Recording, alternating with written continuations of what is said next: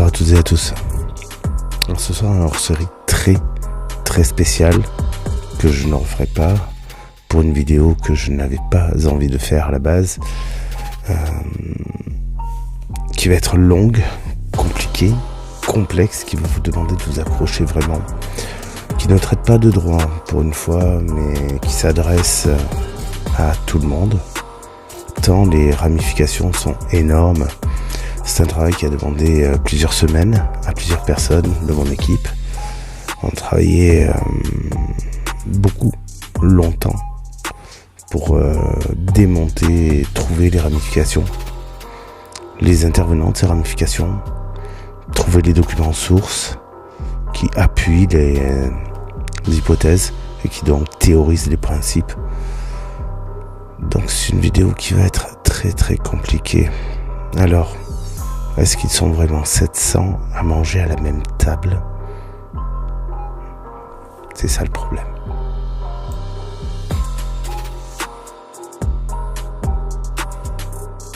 Comme vous avez vu dans le titre, la question qui se pose est la suivante. Est-ce que la complosphère ne serait pas une entité homogène ? C'est-à-dire un seul et même ensemble dirigé et subdivisé en courants de pensée qui touche certaines classes de public. Dans mon parcours, j'ai eu l'occasion de faire de l'étude des publics. Savoir comment moduler des discours par rapport au public cible. Et je m'aperçois qu'en fait, les théories du complot ne sont pas adaptées à tous les publics. Elles sélectionnent certains publics qui sont sensibles à certains sujets pour X raisons qui sont de notre peut-être vécu. Et c'est là où j'ai remonté la file et je me suis posé cette question. Finalement, est-ce que c'est pas une seule et même entité, chapeautée par plusieurs personnes, dans la forme pyramidale ? Ça pourrait être le cas. Les courants de pensée, d'ailleurs, qui puissent diviser la population, sont bien souvent les mêmes. La santé, les enfants, la religion, la politique sont essentiellement ces quatre courants de pensée dans lesquels on pourrait distinguer les critiques sur l'ASE, légitimes ou non, c'est pas le sujet, les musulmans, les juifs, les chrétiens, les critiques au gouvernement, les gilets jaunes. On peut vraiment arriver à définir ces courants de pensée, les anti-vax bien évidemment qui en font partie. Non pas parce que je les classe direct, mais parce que c'est une catégorie de public cible. Et on va voir que c'est pas si faux. D'ailleurs, ces catégories de public cible se retrouvent mêlées, partagent des accointances, ce sont des sections non nulles du public. Ça veut dire qu'elles s'interpénètrent les unes les autres, étant donné que bien souvent ce sont les mêmes gourous, les mêmes personnes que l'on retrouve en train de diffuser de l'information, du contenu qui soit faux, essentiellement du temps, bien que bardé de quelques vérités, histoire d'accréditer leur version. On s'aperçoit que ces publics cibles s'interpénètrent. C'est donc une force communautaire à prendre en considération. Et suivant comment cela peut être amené par des messages très précis, très orientés, ça s'appelle de la déstabilisation, encore une fois. On en revient donc toujours à peu près à la même chose, que ces courants de pensée à caractère sectaire, puisque rappelons-le, la définition d'une secte, c'est un groupe d'individus qui se reconnaissent partager la même doctrine. C'est aussi valable pour les partis politiques, je vous rassure. Et bien dans ce cadre-là, toutes les théories complotistes ou anti-système ou anti-gouvernementales pourraient, et je prends des gants pour dire ça, mais pourraient être classées là-dedans. Théories sur le Covid peuvent être classées là-dedans. Les théories de tout ce qui peut incomber contre un système, contre une nation. Par exemple, citoyen souverain, évidemment, est à classer là-dedans. Et là, ça touche carrément du droit, donc je connais le sujet. Voilà. Non, je ne suis pas payé par Macron, je ne suis pas payé par Big Pharma, je ne suis pas payé par NASA. Si ça a été le cas, je me casserai pas le cul à essayer de faire des vidéos gratuites sur Internet pour le bénéfice d'à peine quelques-uns. Voilà. Donc arrêtons de suite les poncifs, on va essayer de considérer les actes, considérer les faits, amener des preuves, des sources qui tentent à démontrer clairement que la complosphère, c'est une entité homogène.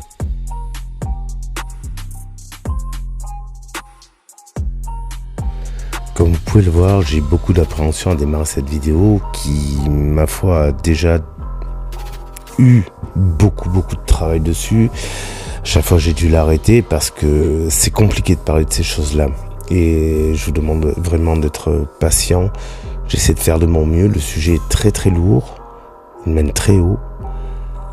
C'est pas pour vous teaser davantage, c'est juste que j'ai vraiment beaucoup d'appréhension à parler de ce sujet précis. Parce que la masse derrière est énorme et très honnêtement, ça peut être dangereux. On a déjà vu des débordements, vous le verrez dans cette vidéo d'ailleurs. Donc je vous prie d'être assez patient, je vous en remercie. Pour ce qui en est du déroulé de l'histoire, en fait, ça a commencé simplement parce que, comme vous l'avez vu sur d'autres vidéos de ma chaîne, j'avais commencé à débunker pas mal de courants de pensée pseudo-politiques dans le cadre de la pseudo-science politique.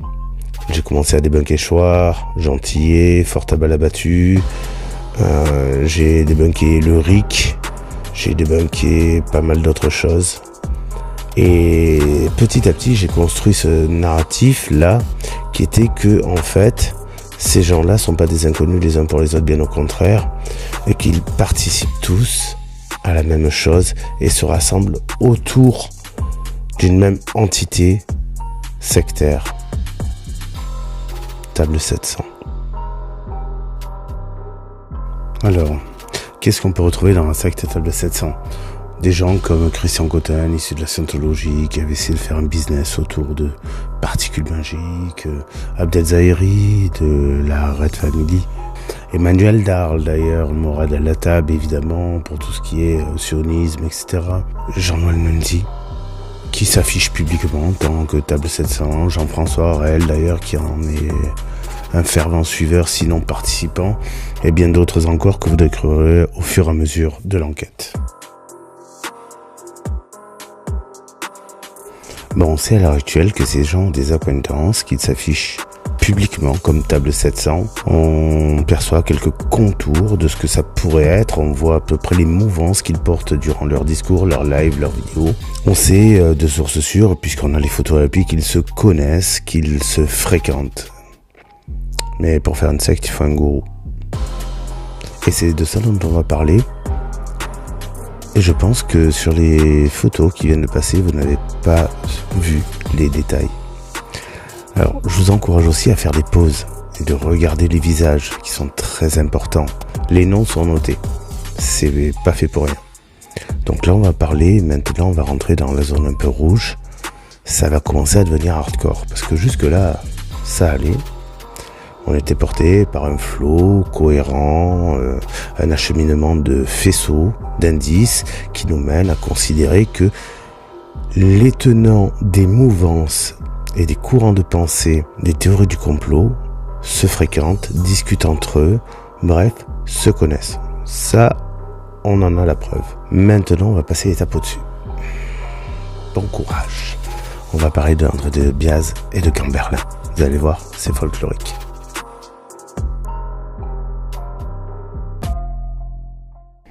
Alors, André de Biase et Gérard Camberlin, deux amis d'enfance. André de Biase, depuis, c'était quoi, 80 ou 86, a été renommé, surnommé, évoqué comme un grand gourou, le nouveau grand monarque. Bref, s'instaure en tant que gourou de la secte qu'il nomme Table 700 et fait appel à son ami Gérard Camberlin, qui a alors été interné en hôpital psychiatrique suite à des dépôts de plaintes, à des exactions, etc. Mais pour mieux vous l'expliquer, je vais carrément vous passer un extrait YouTube, je vais vous passer la vidéo. À ce niveau-là, il faut passer la vidéo. Pour bien vous montrer les liens qui coexistent entre ces deux personnes, c'est la base. Jusqu'alors, on a effleuré les contours, et encore pas tous, et de très très loin. L'iceberg est encore plus énorme, la plongée est encore plus dure. Là, on commence à taper niveau de la mer. Vous allez voir, et plus ça va descendre, plus ça va être sordide. Accrochez-vous. Bonjour André, On se revoit aujourd'hui parce que vous souhaitiez faire quelques mises au point. Il y a beaucoup de choses qui ont été dites, notamment dans les commentaires. Donc voilà, vous souhaitez aujourd'hui apparaître à visage découvert et puis apporter une nouvelle vision un petit peu des choses avec tout ce que vous avez entendu d'ici là. Voilà. Tout à fait. Je voulais d'abord évoquer le passage où vous avez indiqué que je pouvais être ce fameux grand monarque. Alors il faut savoir une chose, c'est que la personne qui m'a appelé, qui a considéré que je pouvais être le grand monarque, c'était Monsieur Le Sage. Alors Monsieur Le Sage, pour les gens qui ne le connaissent pas, c'était un écrivain qui est décédé en 1992, il me semble, de souvenir. Et c'était le comte de Paris qui me l'avait présenté, en juillet 88 exactement. Il m'avait dit, André, je vais vous présenter un monsieur qui a écrit des livres, qui s'intéresse à la monarchie, qui est très croyant, qui est très anti-franc-maçon. Et donc j'ai rencontré ce jour-là, ce monsieur-là, je le revois encore avec son chapeau, ses lunettes, sa petite moustache blanche. Bien sûr, il était au courant de mon histoire, puisque le comte de Paris lui en avait parlé. D'ailleurs, c'est pour ça qu'il voulait me rencontrer. Et c'est là, ce jour-là, que j'ai entendu le mot, pour la première fois, grand monarque. D'ailleurs, c'est lui qui avait évoqué, qui m'avait dit, il m'avait surnommé, à l'époque, Petit Prince de Lys. Il m'avait dit, vous êtes le Petit Prince de Lys. Alors, ce qui l'avait fait rire, c'est que lui s'appelait André Le Sage, Henri Le Sage. Moi, je m'appelais André, et celui qui nous avait présenté s'appelait Henri. Donc, ça nous avait permis de discuter de ça, en fait. Alors, c'est lui qui avait évoqué en premier ce grand monarque. Moi, à l'époque, je venais d'avoir 20 ans, c'était en 88, je suis né en 68, je sortais de l'adolescence, j'avais rencontré les gens que j'avais rencontrés, et puis à partir de là, je découvrais un peu ce monde-là. Donc ça a été le premier à me faire découvrir le mot grand monarque.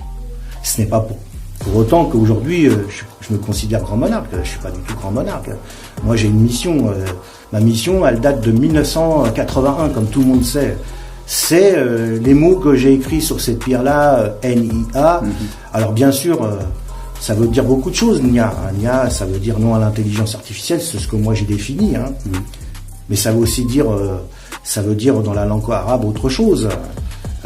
Ça veut dire plein de choses, NIA. Donc au jour d'aujourd'hui, moi je pense que mon combat, il est surtout d'éveiller les gens par rapport à tout ce qui se passe aujourd'hui. D'ailleurs, on en a la preuve aujourd'hui.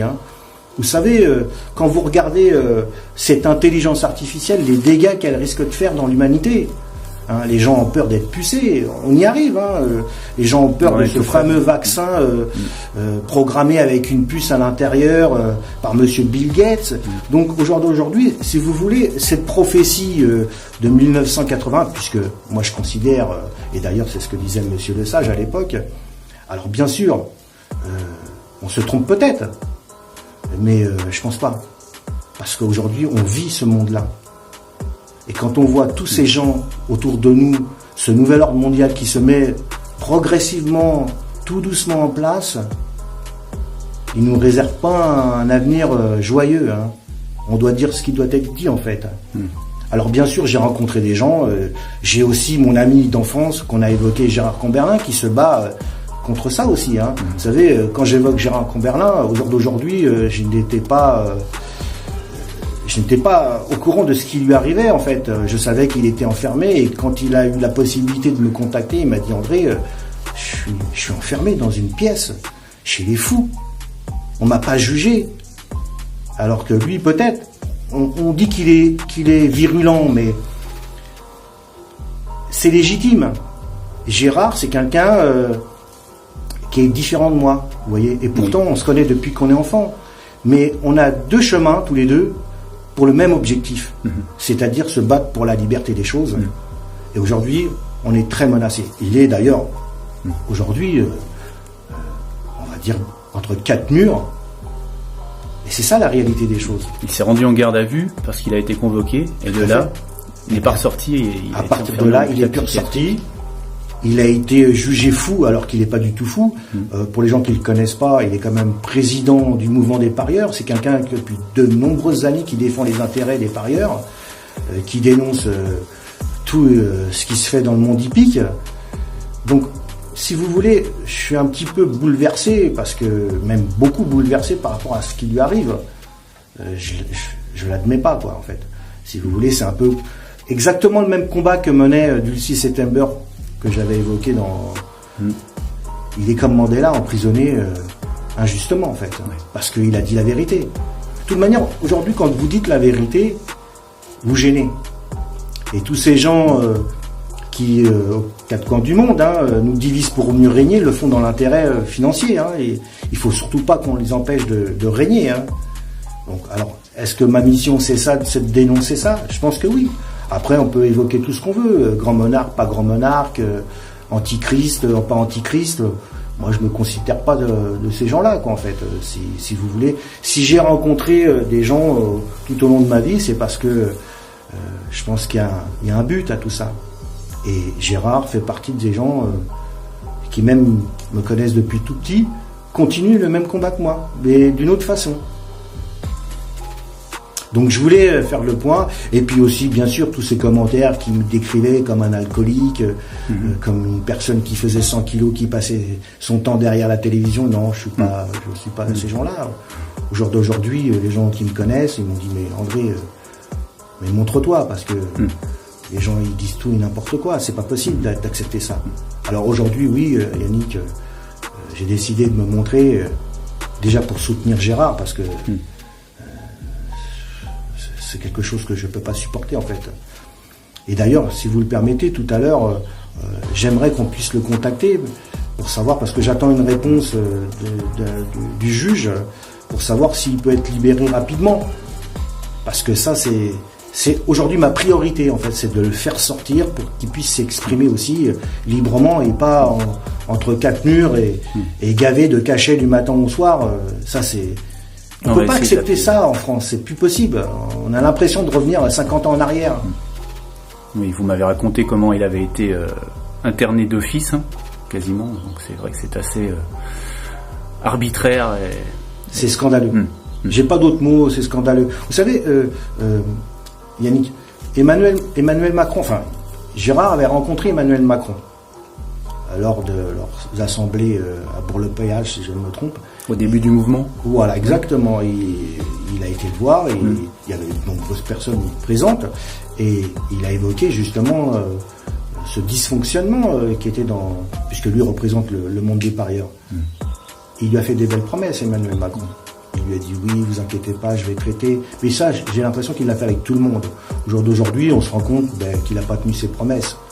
Donc effectivement, Gérard, en plus d'avoir dénoncé tout ce système-là, aujourd'hui il dénonce l'intelligence artificielle, il dénonce tout ce système qui est en train de se mettre en place avec ce nouvel ordre mondial. Donc il gêne Gérard. Donc, comme d'autres personnes, il est mis à l'écart. Voilà. Et là, on vous empêche d'ailleurs de le contacter. Ah ben moi, on m'a coupé tous mes réseaux. On m'a coupé mon Facebook, mes Facebook. On m'a coupé tous les moyens de pouvoir communiquer avec lui. Et là, j'ai réussi à obtenir un numéro de téléphone, puisqu'on lui a donné un téléphone, qu'on puisse dialoguer. Et je lui ai dit, attention Gérard, je veux pas que ça te porte préjudice. Il m'a dit, t'inquiète pas mon André, moi je le fais pas uniquement pour toi, je le fais parce que lui connaît très bien ma vie, il me connaît depuis enfant. Il m'a dit, je le fais aussi pour la France. Et c'est ça que j'arrive pas à comprendre, qu'il n'ait pas un soutien encore beaucoup plus important, parce qu'il est privé de liberté pour dénoncer ce système-là que je considère mafieux, parce que c'est une mafia, ça. C'est une vraie mafia. À partir du moment où vous gênez les gens et que vous évoquez telle ou telle chose, on est même arrivé jusqu'à un moment à dire que sa maman avait évoqué de le faire interner, alors ce qui est totalement faux. Et ça a été dans la déposition. Donc là, on est face à des gens qui sont déterminés. Donc aujourd'hui, oui, j'apporte totalement mon soutien à Gérard. Pas parce qu'il est mon ami d'enfance, mais parce qu'il est en danger. Et il doit absolument sortir. C'est plus possible d'accepter ça. Donc je voulais revenir sur ça, je voulais revenir sur... On essaiera de le contacter si la technique le permet. On se trouve, Voilà. C'est pas toujours évident, mais on essaiera. D'accord. Et je voulais justement évoquer aussi ce grand monarque, et pas tout confondre en fait. De toute manière, vous savez, Yannick, chacun de nous a une mission. Je vous l'ai évoqué déjà dans les autres messages, il faut qu'on reste unis.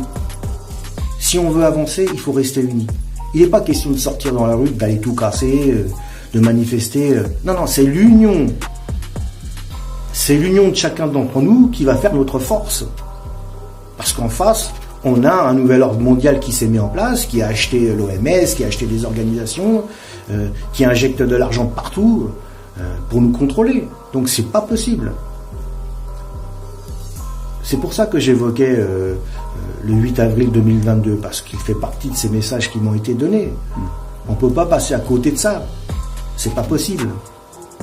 Donc si demain je dois soutenir quelqu'un qui le 8 avril 2022 sera en mesure de diriger ce pays et de lui redonner toutes ces valeurs qui sont inscrites sur les frontons des écoles, des mairies, liberté, égalité, fraternité.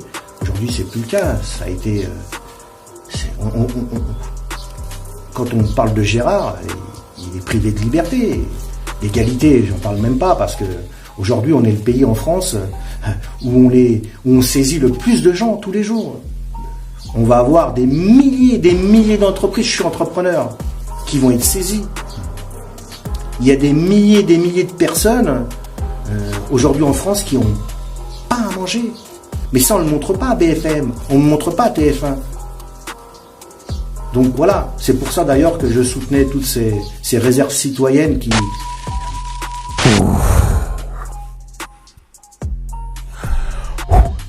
Désolé, j'ai coupé sa vidéo, parce qu'à un moment donné, je suis désolé de vous le dire comme ça, j'ai besoin d'une grande respiration après autant de merde, parce qu'il va falloir l'extirper de ma tête, recentrer sur les fondamentaux, et retrouver un minimum de cohérence sans mettre tout un globi-boulga d'arguments qui n'ont rien à voir ensemble, qui tiennent sur une vérité: le système est dysfonctionnel. Oui, ça, n'importe qui doté de plus de 75 de QI est capable de s'en apercevoir, c'est pas secret, hein. Voilà, donc désolé, je coupe un peu brutalement sa vidéo, elle va reprendre, hein. On va passer sur la deuxième partie de sa vidéo, celle où vous avez Camberlin qui parle. Je sais pas si j'arriverai à vous la tenir intégralement non plus, parce que... Et derrière, vous allez avoir Camberlin dans ses grandes œuvres citoyennes, et à partir de là, ça va commencer à être rigolo. Ça va commencer à être très amusant. Non, je déconne. Ça va être encore pire. Parce que ce que vous avez vu jusqu'à présent, je vous ai invité à l'apéritif. On va commencer le grand repas. Et vous inquiétez pas, ça va aller loin. Alors faites une pause, buvez un peu, respirez, faites des papouilles à votre femme, jouez avec vos gamins, sortez le chien. Premier palier atteint. Donc on va faire un petit point à ce niveau-là.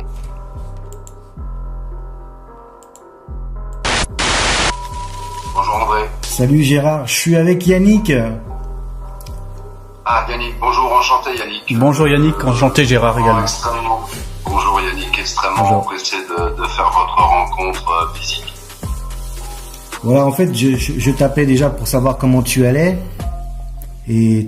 Alors, comment je vais, c'est assez difficile, bien sûr, parce que je passe un moment extrêmement difficile auquel je crois il faut avoir beaucoup de force pour, premièrement, encaisser, secondo, se préparer, puis troisièmement, préparer sa plaidoirie, ce que je fais depuis de nombreuses heures, de nombreux jours, avec des personnes qui sont derrière moi et que je félicite et qui me démontrent finalement à travers eux que je suis tout simplement là à travers une drôle d'histoire. Alors je pourrais vous en dire plus, mais je vais préférer comme garder quelques points tout simplement à la demande de mes avocats. D'accord, très bien.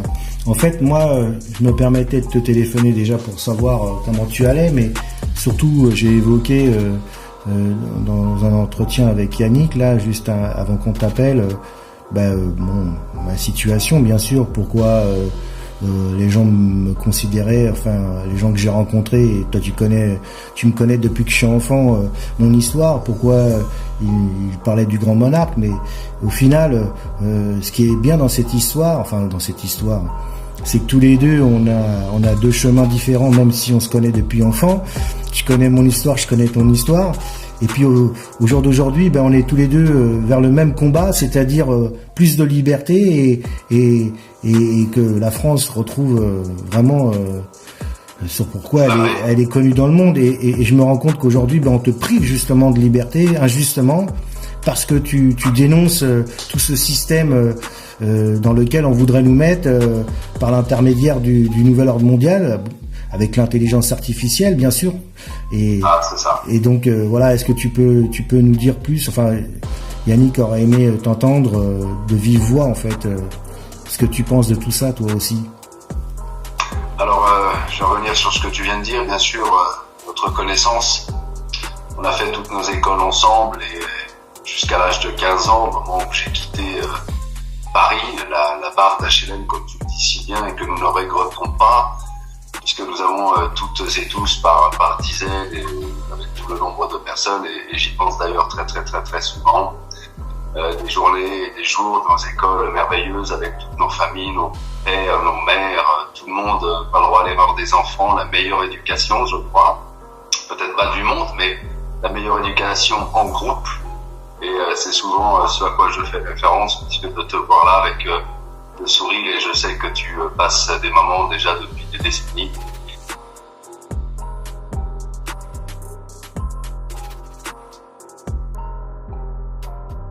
Je vais abréger un petit peu de la vidéo de la part de Camberlin, parce que pendant toute la section que je supprime, clairement, mais le média est sur YouTube de toute manière, je vous donnerai tout en description.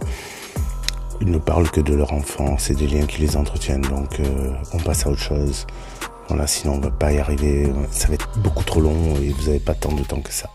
Il faut que les Français s'éveillent et puis qu'ils voient que ça soit toi, moi ou les gens qui menons un combat pour la vérité, soient reconnus tels et qu'on soit pas jugés parce qu'on essaye d'éveiller les gens. Alors moi aujourd'hui j'attends de toi que tu sortes de cet endroit comme beaucoup de gens qui te connaissent, et puis qu'on puisse fédérer encore beaucoup de gens pour qu'ils puissent s'éveiller. Alors bien sûr on nous dira qu'on est fou, qu'on est malsain, qu'on est ci, qu'on est ça. Nous on sait au fond de nous-mêmes que on n'est pas des carriéristes, on n'est pas des hommes politiques, on fait ça et d'ailleurs c'est ce que j'évoquais tout à l'heure avec Yannick. Ça me rappelle quand on habitait Arcueil tous les deux, où est venu Mandela et qui m'a évoqué ce jour-là. Il m'a dit: André, un jour on te mettra en prison parce que tu dis la vérité. C'est valable pour toi, Gérard. Bon, voilà, maintenant qu'il a rencontré Macron, qu'il a rencontré Nelson Mandela, je me demande si dans sa sphère il n'a pas rencontré Superman, Dieu le Père. Ben bref, il n'y a aucune preuve de ça. Mais bon, admettons. Pause parce qu'on va entamer du lourd. Donc le lien, on l'a. On a un lien entre André de Biase et Camberlin qui est formel. On a un lien entre Camberlin et les détenteurs de théories du complot qui gravitent dans le cadre de la table 700. Eh bien, on va commencer l'arborescence à partir de maintenant.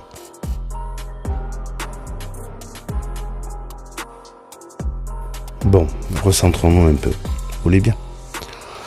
Jusqu'à présent, on sait qu'il existe une secte qui s'appelle Table 700, qui officie sur tous les réseaux, tous les médias non mainstream, en VK, Telegram, Facebook, TikTok aussi, d'ailleurs, beaucoup.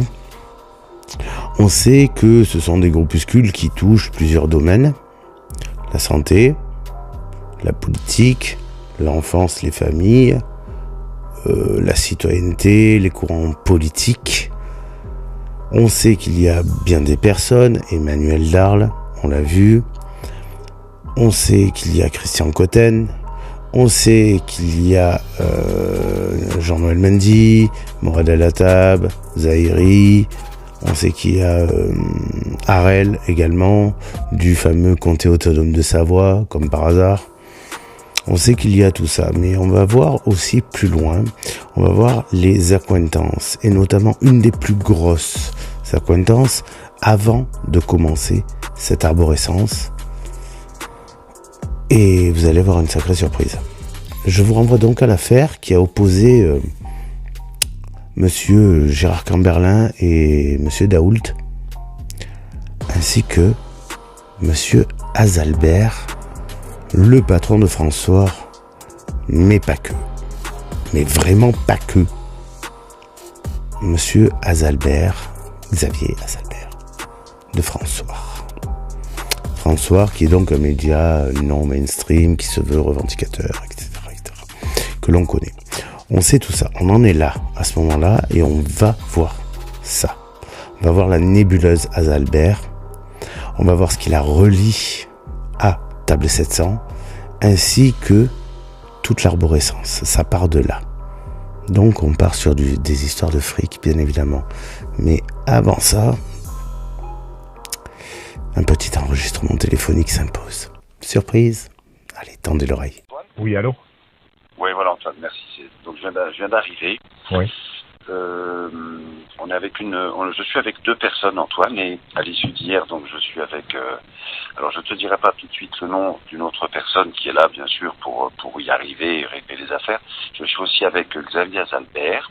D'accord. Et nous sommes là donc à Paris. Antoine, je répète bien, avant que nous attaquions quoi que ce soit, je suis venu et je me suis permis d'intervenir pour la paix, pour que tout se règle. Et je ne te lâcherai pas jusqu'à la fin, comme je l'ai dit devant la dame chez toi hier. Voilà. D'accord. Donc ça, c'est le premier point.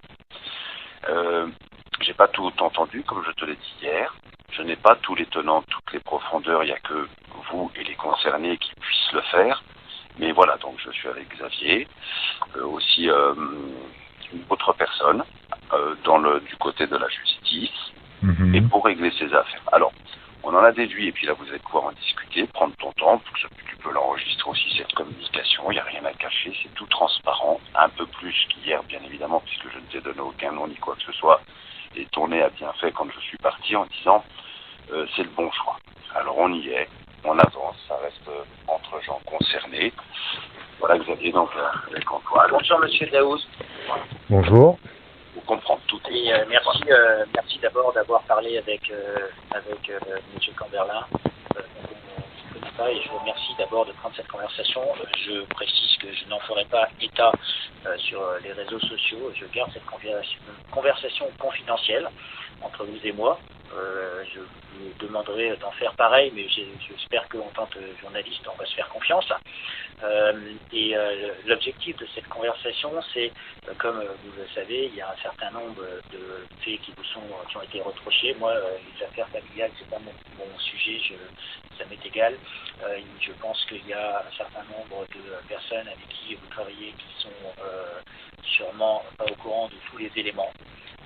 Et que quelque part vous n'êtes peut-être pas au courant de tous ces éléments et vous avez été, à mon avis, instrumentalisé. C'est pour ça que ce que je voulais vous faire comme proposition, c'est de travailler ensemble et de vous racheter la société Factem Service. D'accord. Non, alors Antoine, juste une chose. Par rapport à mon intervention, ça je ne savais pas tous les tenants, tous les aboutissants, mais je voyais Xavier qui dit j'aimerais bien avoir cet homme-là au téléphone, donc ce qui me concerne à moi, c'est fait. À toi Antoine, voilà, alors, j'aurais quand même, avant d'entrer dans le vif du sujet, je souhaiterais quand même savoir comment, alors c'est Gérard, hein, c'est ça? Oui, tout à fait. Voilà, comment Gérard Camberlin s'est retrouvé chez moi hier, en fait. Comment mon adresse n'est nulle part, donc je ne comprends pas comment mon adresse a pu se retrouver comme ça auprès de ce monsieur. Alors j'ai eu un contact avec la cellule anti-pédocriminalité avec laquelle je travaille au national et hors de nos frontières.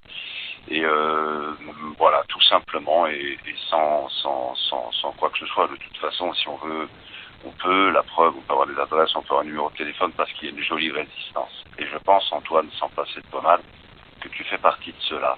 D'accord. C'est quoi mon adresse postale était auprès de qui au juste? Je comprends pas. Des connaissances à moi. Bon, j'ai demandé, donc comme tout, hein, comme tout. Il n'y a pas de quiproquo. Voilà. Par contre, on se dira, et je suis sûr qu'Antoine, très proche, dans un avenir très proche, eh bien, on sera tous ensemble pour faire les choses bien. Ça, j'en suis convaincu. Après, chacun d'entre nous, etc., etc. En tous les cas, voilà. Bon. De savoir, alors peut-être un voyage si tu préfères, ou si vous préférez, pardon, suis-moi. Peut-être un voyage, ou sinon on peut faire même... Moi, je suis prêt à venir vous rencontrer. Voilà, je sais pas. Alors en fait, voilà. Je vais vous expliquer. Fast and Furious, dans un premier temps, n'est pas à vendre. C'est quelque chose que j'ai monté de mes mains avec 2 amis. Et si un jour l'aventure doit se terminer, je ne préférerais pas qu'elle se finisse entre vos mains. Ne le prenez pas personnellement, je parle vraiment en fait entre les mains de personnes, tout simplement. C'est pas vous directement qui êtes ciblé quand je dis ça. Mais et d'autre part, pour toutes les affaires que vous avez étalées sur les réseaux sociaux, il y a déjà des procédures en cours bien avant que mon ex-épouse dépose ses plaintes. Voilà, car je vous rappelle quand même qu'elle a décidé de porter plainte après avoir reçu son assignation en justice pour le divorce, et que juste après ça, elle m'avait envoyé un mail pour me dire qu'elle allait déposer ses plaintes. Donc, il y a des procédures qui sont en cours. Je peux comprendre que vous ne soyez pas intéressé quand vous dites que vous n'êtes pas raconter ma vie privée, etc. C'est quand même ce que vous avez fait, Monsieur Azalbert. Que tout a été diffusé, publié, sans même me concerter avant. Donc moi, quand on dit entre bons journalistes, bon.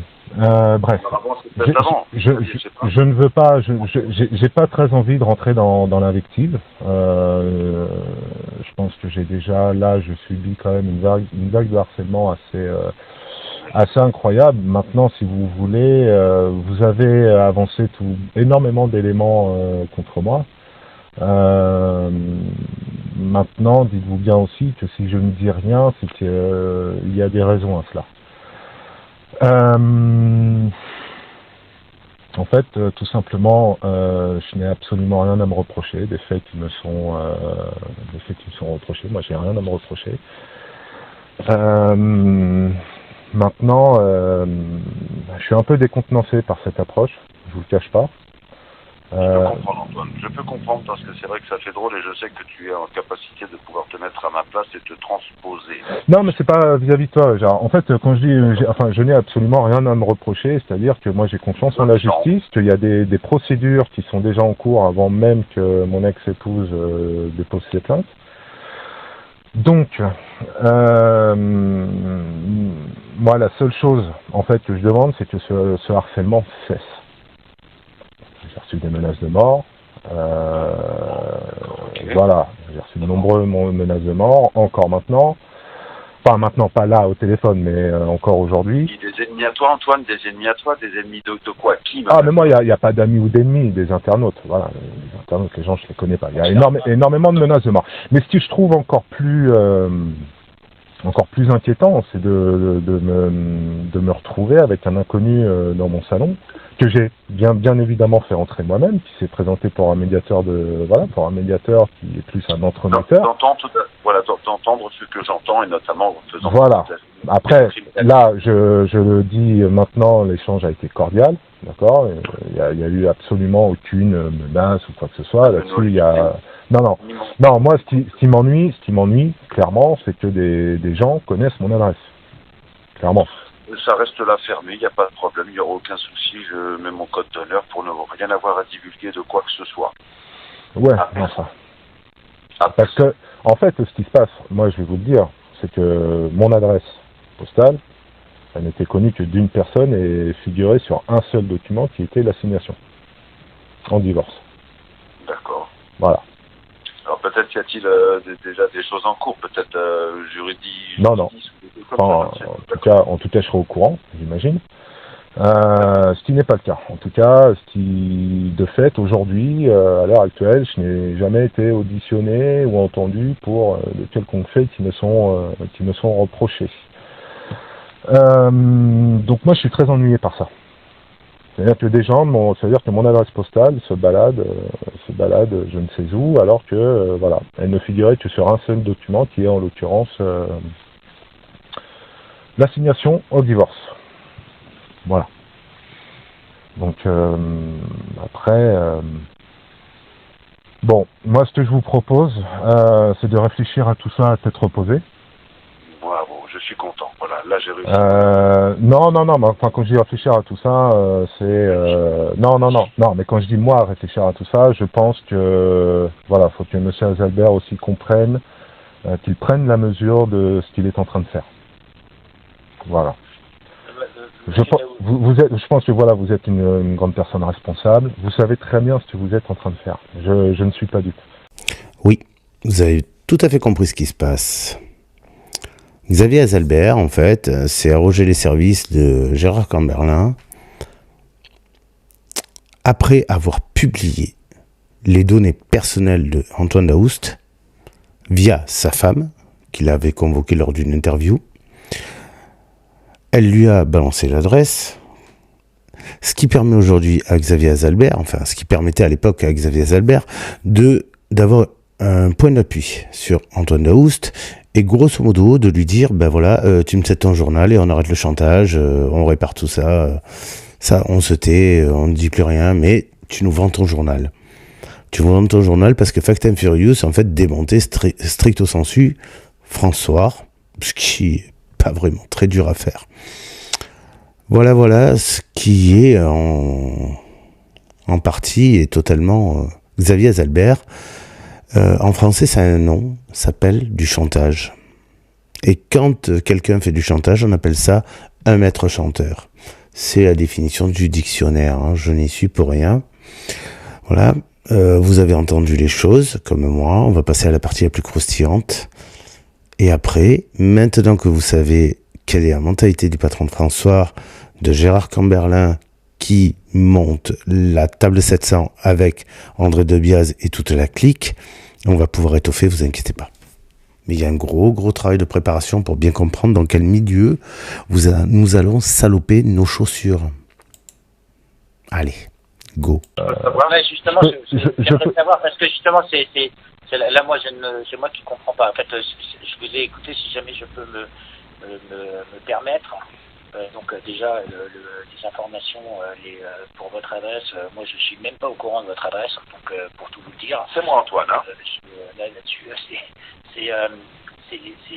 ça va loin. Donc ce sujet-là, après, quand vous dites qu'il est en train de se passer, moi je peux vous le dire, je déplore toute forme de menace, mais je peux vous dire une chose, c'est que j'ai aussi reçu des menaces de la même manière que vous avez reçu des menaces. Donc le travail que l'on fait, que vous faites de part et d'autre, entraîne des éléments assez forts, désagréables. Hein. Moi j'ai eu des menaces sur ma femme, sur mes enfants, sur mon intégrité physique. Donc je comprends tout à fait. Vous faites un travail, je fais un travail, on n'est peut-être pas d'accord on n'est peut-être pas du même bord. La problématique que l'on a aujourd'hui, c'est y a-t-il une fenêtre d'opportunité? Je comprends que vous ne voudriez pas vous pensez que cette société n'est pas à vendre. Moi, ce qui m'intéresse à un moment ou à un autre, c'est de mettre à jour, on va dire, le travail qui est fait et de continuer en bonne intelligence. C'est pour ça que j'ai voulu vous donner à vous parler. Il y a d'autres personnes qui sont intéressées pour racheter cette entreprise de manière à éviter toute forme de procédure juridique dans un sens comme dans l'autre. Et pour moi, vous dites que vous êtes droit dans vos baskets. Moi, les affaires de famille, c'est pas mon problème. Et je les déplore. Par contre, j'ai aussi des affaires contre moi avec des plaintes qui étaient pas forcément agréables non plus, qui sont, comme vous le savez, vous-même vous en aurez, vous pouvez en avoir. Et ça peut aller bien plus loin. Et donc moi, ce que je voulais éviter de faire, c'est qu'on se retrouve dans une situation qui soit préjudiciable et pour vous et pour moi. Voilà. Donc après, vous pouvez réfléchir, il n'y a aucun problème. Comme j'ai dit tout à l'heure, je ne ferai pas état de cette conversation. Après, libre à vous d'en faire état ou de ne pas en faire état. L'approche, elle se veut, comme vous dites, intelligente, elle se veut pas du tout. Elle se veut pour éviter un certain nombre de procédures juridiques qui pourraient arriver. Des menaces à peine voilées. Voilà. Moi, je sens, Antoine, une chose, sans tout savoir, je sens une chose, c'est que ceux qui sont autour de toi, ils vont te lâcher, Antoine. Oui, non, mais ça, bon. Voilà, non, en revanche, je suis pas sûr de bien comprendre. Il va m'arriver des soucis juridiques et donc ça serait dans mon intérêt de pouvoir conclure un accord avec vous. C'est bien ça, en fait. Je n'ai pas dit qu'il allait vous arriver des soucis juridiques, c'est qu'il peut y avoir des plaintes pénales qui peuvent être instruites par un procureur, oui. Indépendamment de moi. En fait, moi, je ne suis pas là pour faire des procédures contre Antoine Daoust. Au contraire, ce que je suis en train de faire, c'est qu'il arrive un moment ou un autre où la désinformation va trop loin et qu'il y a déjà des procédures en cours. C'est-à-dire, ouais.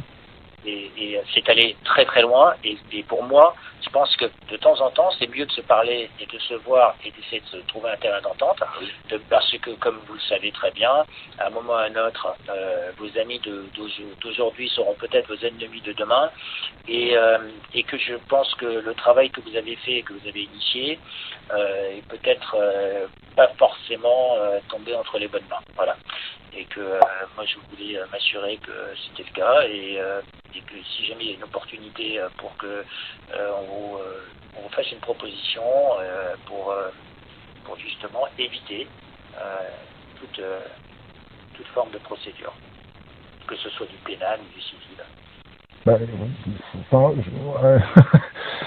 J'avoue avoir beaucoup de mal à comprendre en fait en quoi est-ce que trouver un arrangement permettrait de m'éviter des procédures pénales ou civiles en fait. C'est ça que j'arrive pas à comprendre concrètement. Écoutez, monsieur Daoust, moi j'ai vu un certain nombre de preuves, j'ai vu un certain nombre de témoignages pour des tests PCR qui ont été faits, des papiers qui ont été photoshopés. Et je pense que là, on est dans le domaine du pénal. Et que moi, je pense que pour éviter toute plainte pénale, il arrive un moment ou à un autre où il faut savoir arrêter ce genre de choses. Je sais arrêter ce genre de choses. D'accord. Est-ce que je peux poser une petite question? Oui. J'entends parler de violence, j'entends parler de choses, j'ai pu voir moi aussi des amis et entendre certaines choses. Antoine, es-tu vraiment la personne qui aurait commis de tels actes? Non, que tu absolument pas. D'accord. C'est ce que je voulais faire en intervention. D'accord. Voilà. Donc pour ça, j'ai évidemment de quoi me défendre. En tout cas, voilà, ce que je vous propose, c'est je vais comme tu veux à ta convenance, Antoine. Vraiment en toute confiance. Il n'y aura pas d'histoire, il n'y a pas de... Non, mais en tout état de cause, Fast and Furious n'est pas à vendre. Ça, là-dessus, c'est non négociable.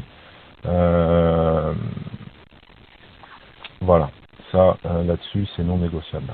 Après, je vais devoir en parler à d'autres personnes. Ok, alors le mieux de voir un petit peu, bien sûr, pour ces côtés-là.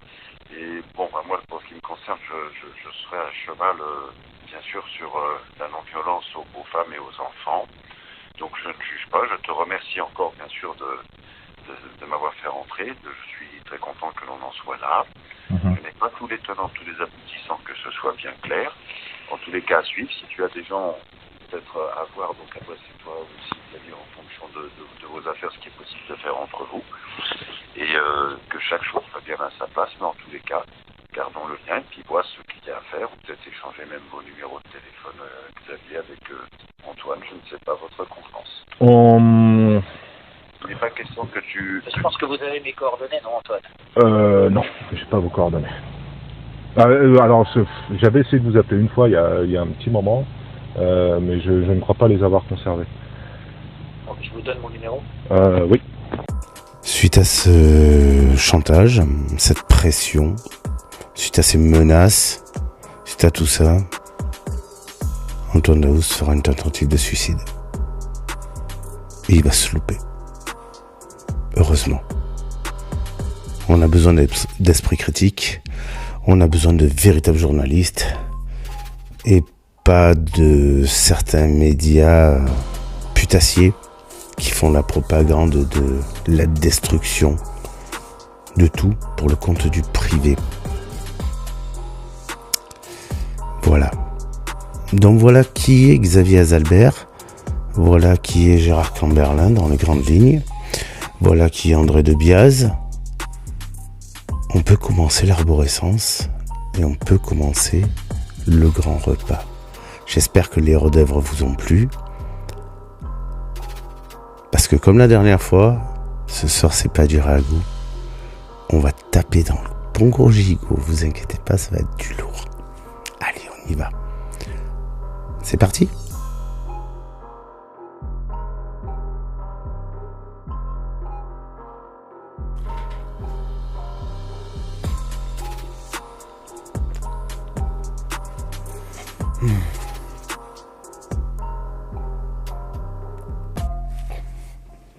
Oh putain.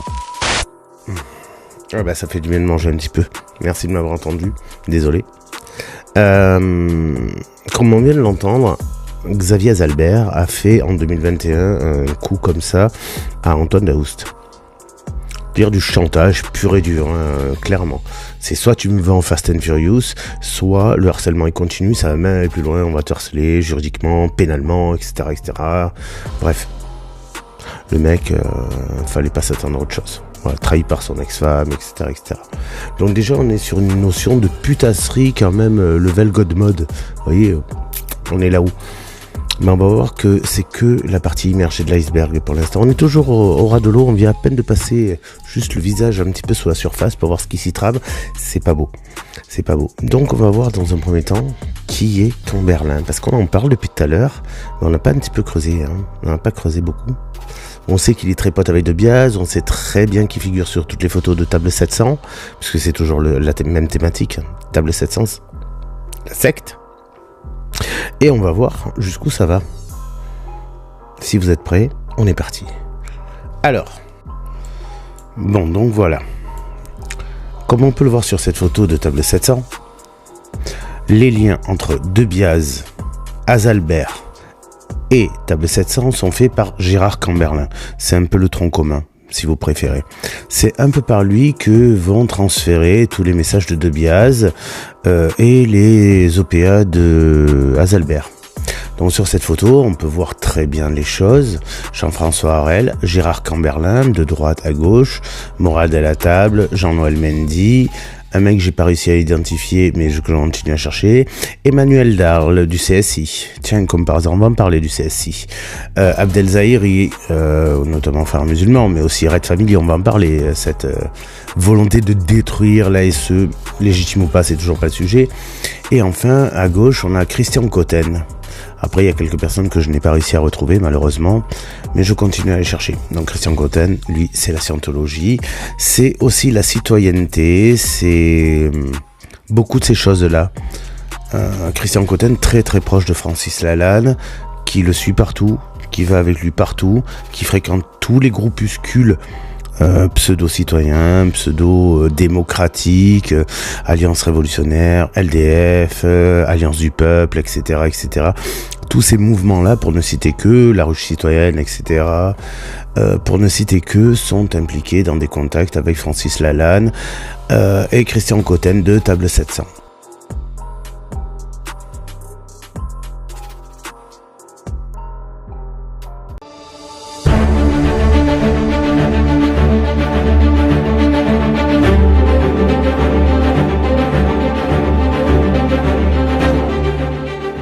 Bonjour Alain, bonjour à toutes et à tous. Oui, effectivement, on sort donc là de cette réunion du 21 avril 2023 donc à la salle Pathé pour une journée citoyenne. Donc nous avons pu faire un déroulé en fonction de l'ordre du jour de 15h à 18h. Donc nous avons préparé bien sûr ce direct à travers Nexus Magazine.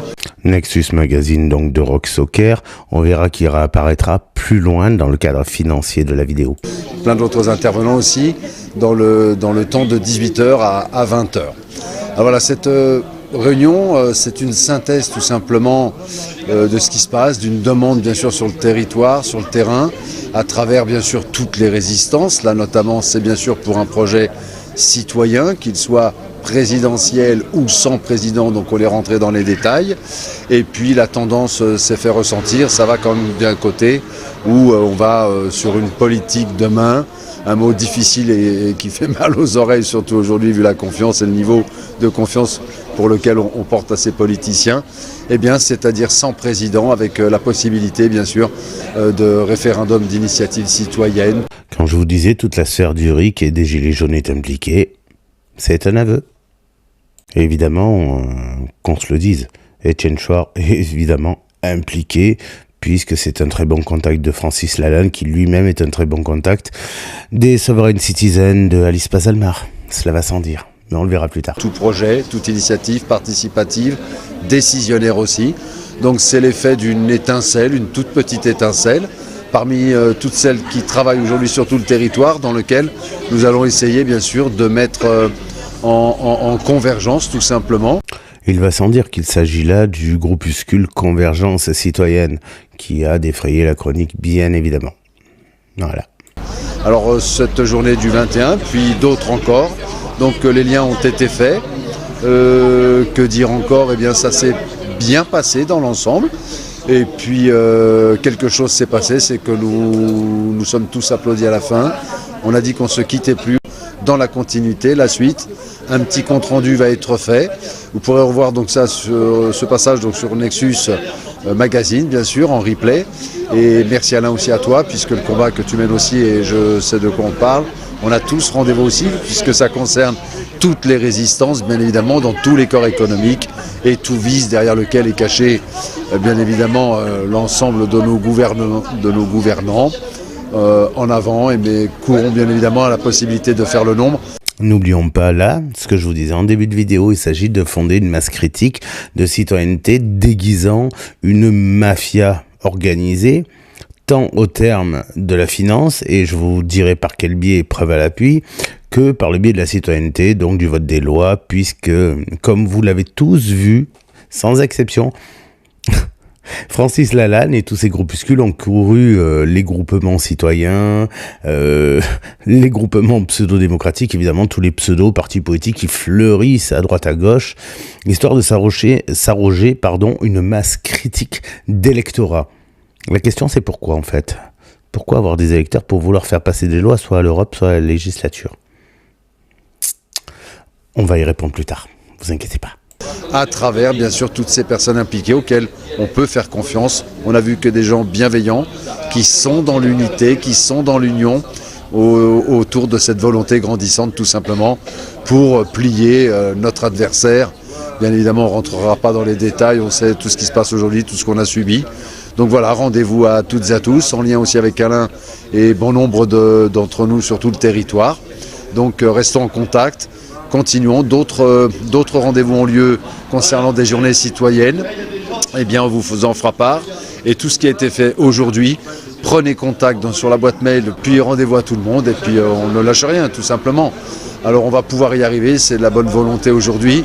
Merci à toutes et à tous, et à très très vite, puisqu'il n'y a pas que le projet citoyen, bien sûr, il y a tous les corps économiques qui vont avec. Et on a des vérités pour aujourd'hui mettre les choses à plat. La seule chose que nous n'avons pas, c'est de chaîne de télévision. Donc par le nombre, nous pourrions ouvrir cette brèche. Voilà, c'est aussi le but à atteindre. Tout simplement, sans chaîne de télévision, ce sera extrêmement difficile. Oh, je pense que ça ne t'a pas posé beaucoup de problèmes, Gérard. Comme par hasard. Gérard Camberlin, très pote avec Richard Boutry, l'ex-présentateur de télévision, qui a fondé la chaîne non mainstream, La Une Télé. La Une Télé qui était à l'époque la chaîne de Table 700, ainsi que d'autres chaînes, Toxin et d'autres, sur lesquelles ils diffusaient leur contenu. Et puis on a vu un petit changement, puisque Boutry était l'invité de La Une Télé, comme je viens de vous le dire, avec Astrid Stuckelberger, Christian Perron, Jean-Dominique Michel et Werner Boxler, qui est le président de la fédération des coachs en Suisse, notamment Lausanne. Toute la sphère du bien-être, de tout ça, quoi, voilà. Donc on est encore dans la pseudo-science, hein, on y retombe. Déjà qu'avec Perron, on atteignait des sommets. Bon, ben voilà. Toute cette clique, c'est en fait une seule et même entité. Évidemment, dans ce cadre-là, il faut aussi considérer beaucoup d'autres choses, comme on peut le voir sur cette photo. On voit Camberlin, on voit pas Morad, on voit pas Abdel, mais on voit Perron, on en voit d'autres. Et on voit aussi sur cette photo, là, Emmanuel Darl du CSI. Le Conseil scientifique indépendant, donc, qui a pour mission fondamentale d'agréger tous les anti-médecine classiques, tous les pro-médecine alternative, tous ceux qui font du soin alternatif, ainsi que tous les anti-vax, les anti-vaccins, les anti-docteurs, les anti-tout finalement, du côté de la médecine, qui a donc pour but de les agréger. Voilà le rôle d'Emmanuel Darl. Parlons maintenant de Christian Cotten pour soutenir la thématique du rassemblement citoyen, notamment par le biais de Lalanne. On va donc aussi parler de qui est Francis Lalanne. Et on va mettre des accointances là-dessus. Donc c'est un peu complexe. Essayez de suivre, vous allez voir. Francis Lalanne, donc c'est un peu le VRP de Table 700 par le biais de Christian Cotten. Toujours par deux ils vont, hein, les seigneurs citent évidemment. Ils ont approché énormément de partis politiques, de groupuscules citoyens, démocrates, machin, tout ce que vous voulez, le peuple et tout ça. Sans autre forme de procès que de vouloir se faire élire pour avoir du pouvoir. Ça aussi, notez-le bien dans votre tête, parce que ça va fortement contribuer à ce que vous compreniez la dernière partie de la vidéo. C'est hyper important. L'économie, le suffrage, les deux mamelles de la France actuellement, hein, vous inquiétez pas. Allez, c'est parti. Sur cette photo, on voit Christian Cotten, le pote de Lalanne et de Dieudonné désormais, affilié Table 700, clairement vous l'avez vu sur la vidéo, sur la photo, qui nous dit que j'ai eu le grand plaisir dimanche 18 février 2024 d'accueillir Francis Lalanne, venu présenter à Paris dans le cadre des réunions mensuelles Union de la Résistance, le projet de liste aux européennes qu'il a organisé avec Dieudonné et France Libre, sachant qu'il est l'auteur, l'instigateur de France Libre. Vous pourrez écouter mon intervention de 12 minutes ci-dessous, suivie de celle de Francis Lalanne. Vous trouverez en outre un texte que je vous invite à faire connaître largement, qui est un anti-programme et une anti-profession de foi, fort utile pour résumer quelques idées qui me sont chères, et dont il se trouve qu'elle s'accorde parfaitement avec les écrits et propos de Francis Lalanne. Bonne lecture et bonne audition, et merci de vos partages. Et pour ceux qui viendraient à l'envie de venir œuvrer avec nous, veuillez m'envoyer, etc., etc., etc. Bon, vous avez compris où on va. On va dans un lien direct entre Table 700, les politicards, les sphères complot. On est en plein là-dedans. Voilà ce qu'est Table 700 et une grande portion de qui elle regroupe. Par exemple, Mathilde Vonner, Divizio, on a vu qu'il y avait Florian Philippot évidemment, et Dupont-Aignan, ainsi que notre cher ami ex-gilet jaune. Vous l'aurez reconnu vous-même. On voit très bien que, également, Lalanne est très proche de Olive, hein, ancien gilet jaune qui fait son beurre sur le dos de la médiocrité ambiante et de la pauvreté d'esprit, mais également de la souffrance des gens. Voilà, on est sur ça. Et évidemment, Francis Lalanne côtoie la Une Télé, direct de Lalanne sur la Une TV, c'est marqué dessus, avec Boutry, avec Perron, avec notre amie la protectrice de tous les enfants du monde, dont elle a rien à foutre puisqu'elle ne fout jamais rien avec. Bref, vous l'aurez reconnu, Stuckelbecker. Mais en fait, faudrait se demander pourquoi Lalanne. On sait très bien que Lalanne, il est allé fricoter avec Paz Almar, on a les photos. On sait très bien qu'il est allé rencontrer Étienne Chouard pour le RIC. D'ailleurs, Camberlin l'a même mentionné lui-même, c'est vous dire. Tout ça, c'est la même clique, la même secte, le même organisme. Mais encore une fois, pourquoi ? Pourquoi la famille Lalanne ? Pourquoi Francis Lalanne ? Ah, ça, il y a peut-être une réponse à apporter.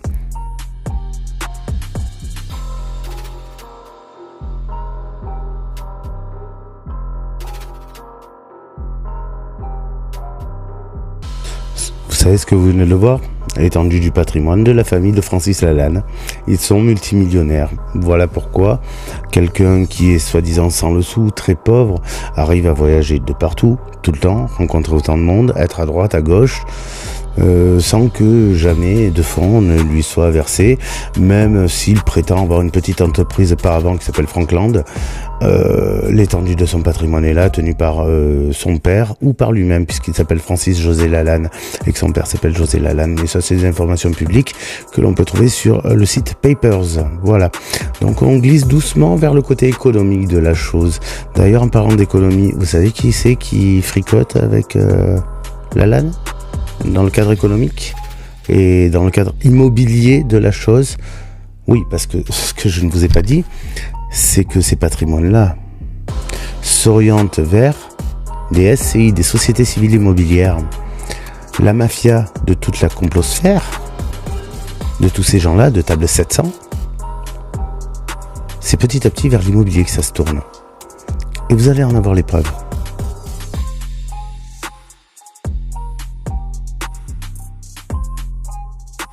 Je vous ai parlé de qui était pote avec Lalanne côté santé immobilière. Je vais vous donner les documents, vous allez voir. Xavier Azalbert, patron de François, ça vous parle?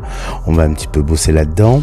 On va graviter maintenant autour de tout ça et on va aller démonter le gros lien qu'il existe entre la finance, de l'immobilier et la cristallisation d'un électorat. Et vous allez voir comment, en manipulant les gens sur quelques années, on arrive aujourd'hui à avoir une complosphère qui est prête à vendre ses propres terrains pour devenir souveraine, c'est-à-dire indépendante et autonome, ce qui est complètement con dans le principe, mais bon, vous allez voir. Gardez cette idée en tête. Donc voilà, puisqu'il faut des preuves. Donc, en premier lieu, José Lalanne, qui est l'un des premiers investisseurs actionnaires et donneur d'ordre du groupe François détenu par Xavier Azalbert. Vous vouliez un lien costaud, vous l'avez maintenant. Voilà pourquoi toute cette clique fonctionne ensemble de manière économique. Mais cela seul ne justifie pas tout le reste. Parce que la nébuleuse Azalbert, vous êtes vraiment pas prêts. On a fait un gros travail. Le numéro des SCI, le nom des SCI. Voilà la nébuleuse.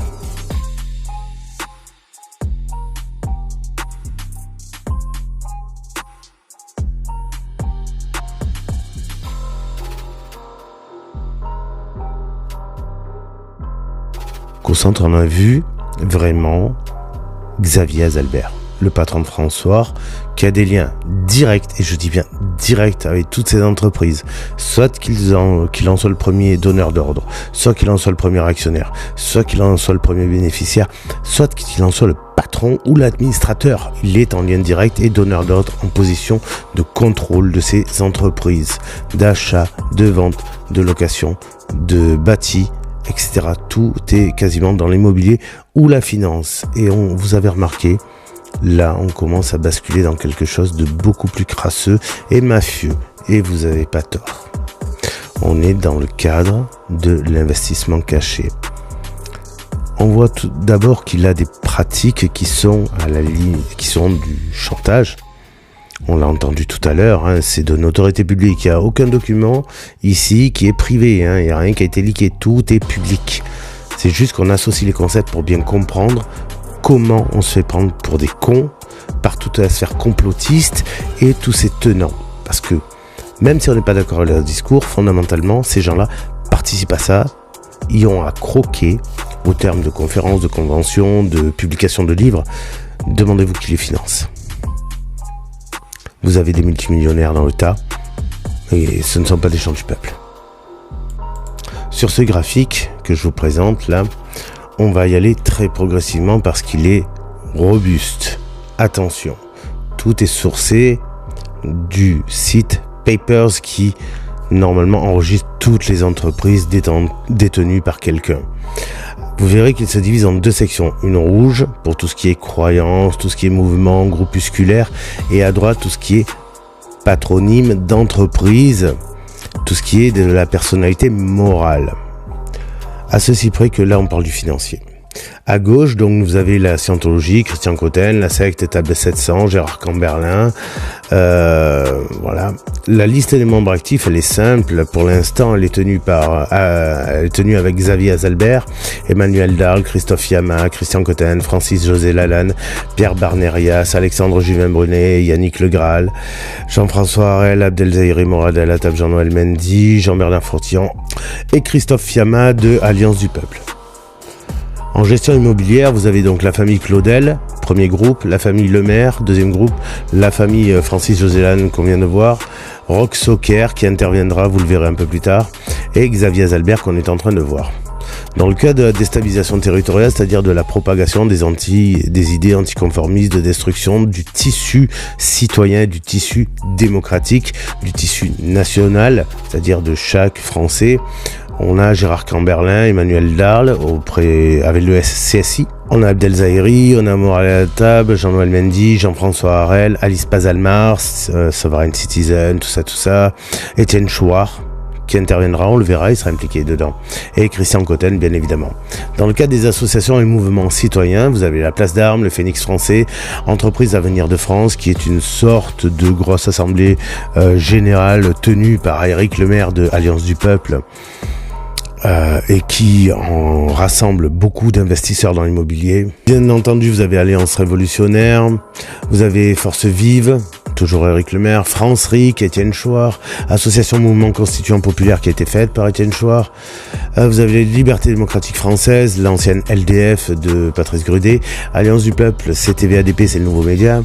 Le Conseil gouvernemental de Savoie, là vous avez Harel. Le CSI, Emmanuel Darl. Sovereign Citizen, FDNL, fraude du nom légal, tout ça, c'est Alice Paz-Almar. En politique, vous avez le lien que je vais vous dresser, qui est celui d'André Dobiaz et Jean Lassalle, auprès de Évolution Citoyenne. Vous avez les liens avec Damécourt, auprès de Force Vive de Éric Lemaire. Vous avez donc vu le lien avec Florian Philippot. François Asselineau, qui a été contacté via Étienne Chouard, la preuve aux dernières élections, et donc Jean-François Harel, toujours dans le cadre de la déstabilisation, auprès du faux comité souverain de Savoie qui n'a jamais existé, mais enfin bon. Dans le cadre des médias maintenant, parce qu'ils utilisent aussi des médias, donc vous avez François, vous avez Nexus, Top Secret Magazine, là c'est toujours Roch Soker, Richard Boutry, Pierre Barnerias, Dieudonné, Abdelzahiri, Morad Alatab et Jean-Noël Mendy. On est sur du lourd. Et donc là, on va s'occuper de la partie de droite du graphique en listant toutes les entreprises de la nébuleuse d'Azalbert dans le cadre où elle concourt aussi à sa fortune. Voilà. Donc, les entreprises du groupe Azalbert, j'appelle ça un groupe, moi, on va tout faire, vous allez voir. Donc, Azalbert, c'est PAC, IT Prêt, Domaine du Normandou, Esquire, SDAUG France, SCI de l'Hermitage, Chopper Union France, SNC Parking Bas, Lover, Antibes-les-Pins, Société d'aménagement Antibes-les-Pins, ACR, SARL, ACR Gutenberg, IPRET, tu parles. Société Investissement et Gestion 35, Profession Amiante, Société Investissement et Participation, Société d'Aménagement Jardin de Repas, SCI de Marquisa, SCCV Onde Résidence des Caroles, SCCV Résidence du Lac, SCI Mob, E2 COSAD, Essor Développement, Square Real Estate, qu'on retrouvera bien plus tard d'ailleurs, SCI E2 JCH, Boaz Guyane, parce qu'il achète en Guyane aussi des terrains, SARL Reval Imo 3 et Reval Imo 2, SCI Pastel Capital, SCI Guyanaise de développement hôtelier, voyons, SCI du Capitole, SCI GESFAM, que l'on connaît, François Group, bien sûr, PCIM Immobilier, SCI Capital Investissement, Société de Participation, AS2, TI Paris Acabo, Sofontro, SCI Sina, que des sociétés civiles immobilières, Ecofield Consulting, ACR Mas Loubier, Études Production Organisation EPO, Dial Once France, SARL LF Fort Saint-Louis, Courtois SA, SARL LF Selonguet 1, Énergie Selonguet, SCCV Jardin de Bouconne, SARL LF Niep, Roberti Invest, LF PSL2, SARL LF Selonguet 2, LF Énergie, SARL LF Arles Camargue, LF Rhône, LF 11 de Carteau, Domaine Saint-Andéol, SARL LF Deauville. Pour le groupe Lalanne, c'est Francis et Jean-Marc Governatori, bien entendu son financeur qui finance aussi Olive. Jean Franc, ce que je vous parlais tout à l'heure, François Group et les magasins Fly, et oui, ils les possèdent. Association politique, maintenant l'Alliance Écologie Indépendante, celle qui regroupe La Salle et De Biaz, dont je vous parlais il y a quelques instants. Ensuite, dans le cadre du groupe Le Maire, de la famille Le Maire, Eric, Marc, Valérie, François, Sajana, Rock Soccer, Oxylem, Adpurvitam recombine des molécules d'enfants. SC Bodo qui a foiré. Active Soft Development, Tatis France, Turoni, SCI Paradis, SCI Avalon. Eden Édition tenue par Rock Soccer, SCI Cuny. Les associations politiques, maintenant Force Vive, qui prévoient des programmes groupusculaires. EF, Entreprise Avenir France, donc ça c'est l'assemblée de gens de l'immobilier, des concepteurs et tout ça. Ensuite, la Société Civile Française, elle, c'est une association qui écrit des programmes pour les hommes politiques. Et notez cette information, elle est capitale. Ensuite, le groupe Claudel, donc c'est ADP, Bernard Thibault-Robin, c'est le groupe BC Finance, Le Ponant, Invest Villa, Easy, Brothers, Scam, Domaine des Toscanes. Et dans l'association politique, ils ont Alliance du Peuple, OFS, Organisme Foncier Solidaire, Réseau Social Immobilier. Les OFS sont en relation à mettre avec Société Civile Française, bien sûr, dans le cadre de la dernière partie de la vidéo, c'est-à-dire la masse critique des gens, l'électorat de la finance. Voilà. Et enfin, le groupe Chouard, dont Détour du Val. Association, c'est Espoirique, Mouvement Constituant Populaire, Mouvement pour l'initiative citoyenne, article 3, la fameuse association par laquelle a débuté le RIC, tenu par Yvan Bachot. Clic-Ric, Culture-Ric, Démocratie d'abord. Label RIC, Eric France. On a fait le tour. Non, je déconne.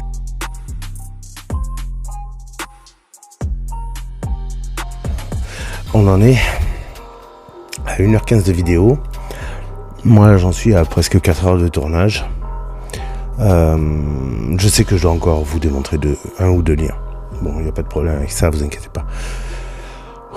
2 secondes, on souffle. Là, on s'accorde le point numéro 3. En fait, on fait des parties pour sectionner le propos. On fait des points pour se permettre aussi de souffler parce que c'est dense, c'est rude. Même pour moi, c'est rude, je vous le dis. Mais c'était super plaisant de faire cette enquête, en tout cas. Donc, j'espère que vous allez bien. J'espère que vous n'avez pas encore fondu. Pour l'instant, je sais que vous y croyez pas. Vous inquiétez pas. Vous n'aurez pas besoin d'y croire. Parce que vous allez pouvoir savoir. Donc, juste un point. On sait à l'heure actuelle que Table 700, la fondation même, c'est De Biaz et Camberlin. Camberlin qui tire les ficelles par le biais d'Azalbert, qui fait des OPA sur des sociétés. On est au courant, on le sait, on a la liste. Si vous voulez le vérifier vous-même, vous allez sur le site de Papers et vous tapez les références que je vous ai données, elles sont publiques. Donc il n'y a absolument aucune diffamation, ni de ma part, ni de qui que ce soit. Il n'y a absolument aucun a priori, aucun jugement de valeur. Voilà. Tous les jugements que vous pourrez faire, ce seront les vôtres. Moi, je présente des faits concrets, tout simplement. Donc, vous avez toutes les informations. Allez-y. Alors, oui, il y a peut-être un mot ou deux qui sont pas à leur place, excusez-moi, mais avec toute la masse d'informations que ça représente, parfois, il y a des coquilles. Donc, comme on fait ça bénévolement non plus, vous comprendrez que... Bien. Dans ce point, donc, on sait que, la fondation de Table 700, c'est André De Biaz et Camberlin. On sait que derrière, il travaille des groupuscules politiciens, genre ADP, genre la LDF, genre Alliance du Peuple, genre Francis Lalanne, le RIC, tout ça. On a vu les liens. Et vous inquiétez pas, en fin de vidéo, la surprise, toute la cartographie de tous les liens. On l'a dressé, vous l'aurez en fin de vidéo, vous pourrez faire arrêt sur image, imprime écran, vous l'imprimez si vous voulez, il n'y a pas de problème. Je vous encourage à le faire, d'ailleurs c'est très instructif. On sait d'autre part que cette secte, elle agit sur plusieurs manières. Elle agit du point de vue financier par ses millionnaires, Francis Lalanne, Azalbert, Governatori entre autres. Pas que, mais ces trois-là principalement. On sait qu'elle agit sur le point de vue civil, c'est-à-dire de chaque citoyen en fonction des sensibilités, ce qu'on appelle de l'étude d'impact sur les populations.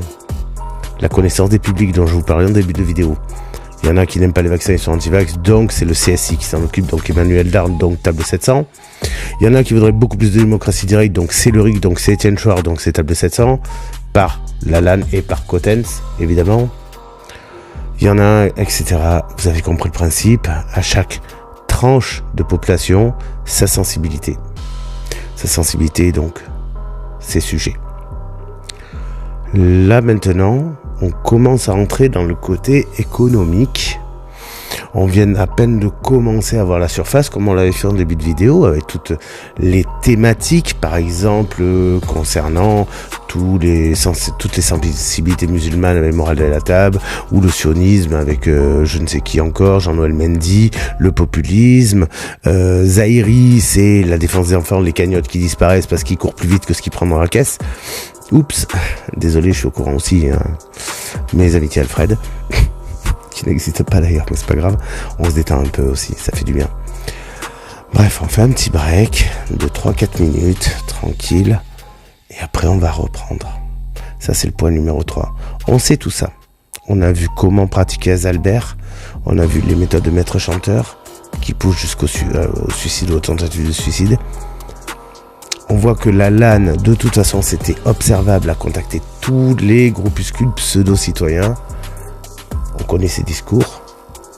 On sait qui il a approché. Cotens aussi. Emmanuel Dahl, Christian Perron, toute la clique anti-vax, anti-ceci, anti-cela. On sait qu'ils ont sensibilisé pour rapporter de l'audience, de l'audimat et les raccorder à des causes. Et oui. Parce qu'encore une fois, tous ces groupuscules sont liés. Il n'y a pas de section nulle au milieu. C'est des sections non nulles. Les communautés s'interpénètrent. Ce qu'on appelle la complosphère. Donc ça, la vidéo que je vous fais ce soir, c'est pour comprendre la complosphère. Pour qui elle existe. Je n'ai pas dit pourquoi elle existe. J'ai dit pour qui elle existe et à quelle fin elle doit servir qui. Et on va tout comprendre comme il faut. Après, si vous vous sentez manipulé, je suis désolé, vous aurez des choses à reprocher à certaines personnes, certainement pas à moi, qui vous apportent des faits concrets sans émettre un avis personnel. Notez-le bien. On finit ce point numéro 3, on a fait le tour, on continue. Allez, c'est parti.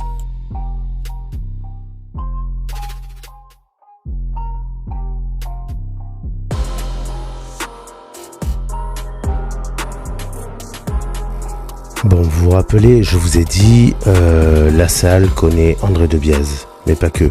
Fioril du CNT aussi. Vous savez, l'opération Rond Vert, la con qui a eu lieu il y a quelque temps. Et comme par hasard, Fioril, le CNT, c'est aussi Alliance Révolutionnaire qui s'était cassé la gueule dans Marty Luganda. Bien sûr, puisqu'ils se sont alliés. Donc si c'est Marty Luganda, qui connaît la LAN, et donc qui connaît Cotens, et donc qui est table 700. Le lien est vite fait. Allez, je vous ai mis le lien, enfin je vous ai fait un photomontage pour grosso modo les principaux. Le lien est fonctionnel, le lien est véritable. Attention, ils n'ont pas sécurisé leur site, vous y allez à vos risques et périls.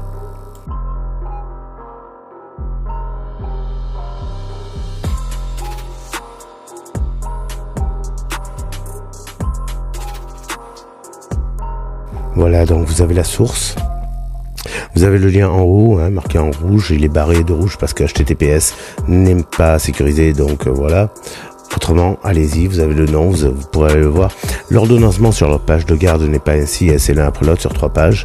Vous pourrez le vérifier par vous-même. Voilà, ça accrédite par contre des détails qui sont importants. Maintenant, ce qu'on n'a pas encore dressé, c'est le rapport entre table 700 et la loi. Comment on établit de la loi quand on est un mouvement sectaire? Eh bien, on se sert du tissu social français. On se sert des croyances, on se sert des gens de pouvoir qui sont croyants, on utilise leur sensibilité. Et c'est ce qu'on va voir par le biais de toute la nébuleuse Le Maire, de toute la nébuleuse Claudel, qui sont aussi des personnages publics, attention, il n'y a pas de diffamation, encore une fois, ce sont des personnalités publiques qui se sont affichées, affirmées, qui ont vraiment mis leur tête en avant, et voilà. Et Rock Soccer également qui en fait partie, voilà, c'est dans ce cadre-là qu'il interagit. Et on va remonter, spoiler, vous savez jusqu'où? Ministre de l'urbanisme et Assemblée nationale. Voilà jusqu'où on va remonter. Parce que ce dont je vous parle depuis le début de la vidéo, c'est la mainmise de toute la complosphère organisée autour de Table 700 sur les terrains français par le biais de la loi Laglaise qui met en place des organismes fonciers solidaires, des SCI. Alors ça soulève la question de comment la loi Laglaise a-t-elle été produite. On va voir ça de suite. La loi Laglaise en 2 secondes, c'est lorsque les promoteurs deviennent aussi les intervenants auprès de l'État de manière à leur amener un bail locatif amphithéotique alors que vous avez acheté votre terrain, c'est-à-dire la dissociation du terrain et du bâti, tout simplement. Ici, je vous ai mis donc l'encart du texte donné à l'Assemblée nationale sur la loi Laglaise. Évidemment, vous avez le numéro de proposition de loi, vous êtes grand, vous pouvez aller le chercher, vous avez la référence, c'est le principal, voilà. La question, c'est qui a remis le rapport Laglaise à Julien Denormandie, dire le ministre de l'Urbanisme de l'époque. Eh bien, c'est le député Jean-Luc Laglaise. La question à se poser maintenant, c'est qui a remis ce rapport à Jean-Luc Laglaise? Alors, la réponse, qui a remis le rapport à Jean-Luc Laglaise? Je vous l'ai donné tout à l'heure. Je vous l'ai dit qui concourait. Jean-Luc Laglaise a nommé une commission d'experts interterritoriaux de manière à pouvoir avoir un point de vue sur l'état des territoires français et de fait d'organiser la fondation des OFS.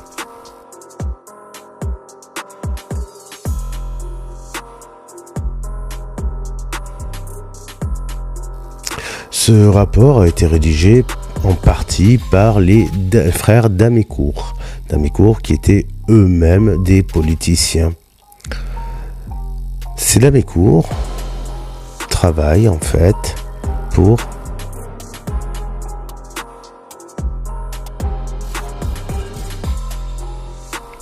la société civile française, dont le président est Gérard Iltis, sous lequel travaille Éric Lemaire, qui est le président de la section économie et territoire de cette association politique.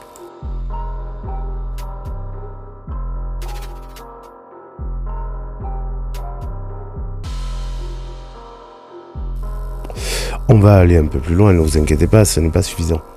Donc on voit bien qu'il y a du rapport construit sur des données fiables évidemment, par des associations politiques hors de contrôle, c'est-à-dire qu'on ne peut contrôler dans la qualité de leur travail, qui font des rapports pour des hommes politiques, qui ne les vérifient pas, qui les remettent donc aux ministres et aux assemblées afin qu'elles soient votées. Déjà c'est beaucoup, ne pensez-vous pas, c'est énorme. Et donc, on va s'intéresser un petit peu plus à Éric Lemaire et à ses liens avec ADP. Et on va remonter la file parce que vous allez voir que ça va reboucler. Ça va être très intéressant. C'est pas pour taper sur eux, honnêtement. J'ai mieux à faire. Mais il est important que nous sachions à qui nous parlons et de qui nous parlons. C'est en étant informé qu'on peut se défendre de la manipulation. Alors, je profite de cet aparté juste pour dire, ça veut pas dire que j'ai foi dans le gouvernement, ça veut pas dire que le gouvernement fait tout bien, tout juste, tout comme il faut, loin de là, la preuve, en subtant, je suis en train de vous dire que le gouvernement, d'une manière ou d'une autre, fait confiance à des gens qui ont des visées personnelles, financières, économiques et politiques de leur propre hégémonie de pouvoir, notamment Table 700, puisque c'est le sujet de cette vidéo. Et c'est ce qu'on est en train de démontrer concrètement. Allons-y. Observons donc qui est Éric Lemaire, comment il travaille, qu'est-ce qu'il fait, quelle est sa place, comment il se positionne par entre les d'Amécourt, Alliance du Peuple, TVADP, Bernard Claudel, Table 700, tout ça, on va voir. Donc voilà, très exactement la nébuleuse d'entreprise gravitant autour d'Éric Lemaire, dans laquelle il est partie prenante. La société hôtelière, tout ça, CO Finance, etc., etc.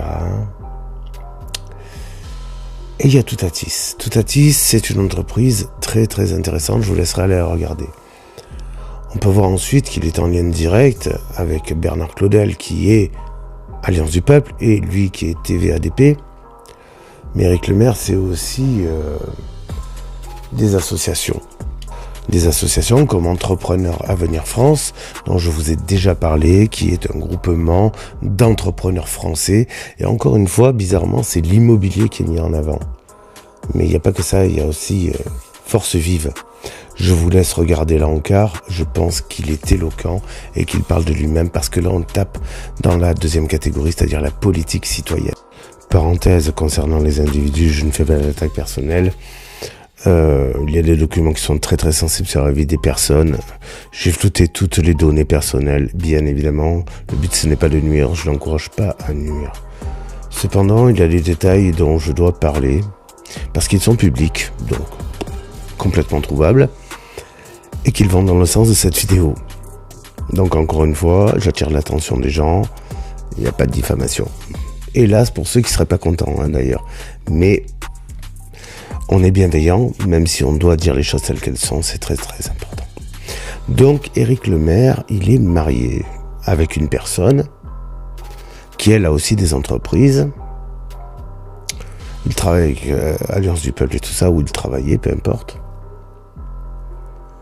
Et tout ça, ça embauche des gens, dont une certaine personne que vous connaissez bien. Voilà.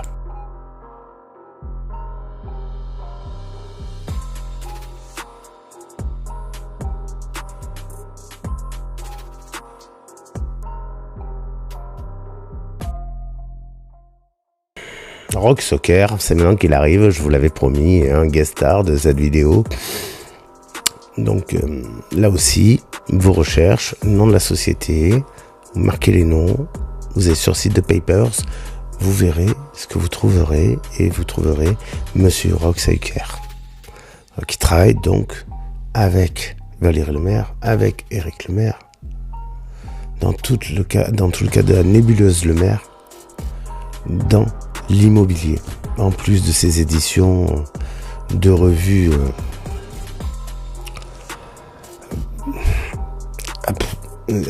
sensationnalistes. Ouais, c'est tout ce que je peux en dire. Voilà, donc Rock Soccer bouffe à la même gamelle. Mais on va continuer, vous inquiétez pas. Maintenant, on va parler des liens entre Claudel et Lemaire. Et voir comment ADP est impliqué dans Table 700. C'est très intéressant, vous allez voir. Donc il s'agit là d'une quadruple nébuleuse en fait. Vous avez la nébuleuse Lemaire, la nébuleuse Valérie Lemaire, vous avez la nébuleuse Bernard Claudel, la nébuleuse Christophe Fiamma qui est le nouvel intervenant surnommé Caribouman. Et ça a beaucoup d'importance, vous allez voir. Donc Éric Lemaire, c'est le dirigeant de ActiveSoft Development qui fait le développement informatique. Pure Vitam, développement scientifique. Société immobilière Toutatis, activité immobilière. Oxylem immobilière. Bodo, c'est des supports juridiques de gestion de patrimoine. Yucan, c'est de la holding de développement et entrepreneuriat. La Sulilloise, c'est du commerce de détail, alimentation. Et Champagne, c'est culture. En association, il travaille ou préside diverses associations. Donc EF, c'est Entrepreneurs Avenir France. Société civile française, think tank politique. Force Vive, c'est l'association de création de programmes politiques et d'influence politique.